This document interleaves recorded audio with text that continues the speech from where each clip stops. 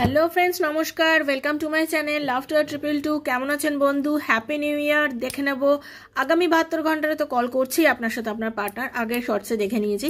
এখন দেখে নেব উনি কি আপনার কাছে কনফেস করবেন যে উনি আপনাকে প্রচণ্ড ভালোবাসেন। দেখে নেব, চলুন। Thank you Radharani. রাধারানী কি বলছে জাস্ট প্রে করবেন। যারা প্রথম এসেছেন অবশ্যই সাবস্ক্রাইব করবেন, করে এনার্জি এক্সচেঞ্জ করবেন। ঠিক আছে বন্ধু, চলুন।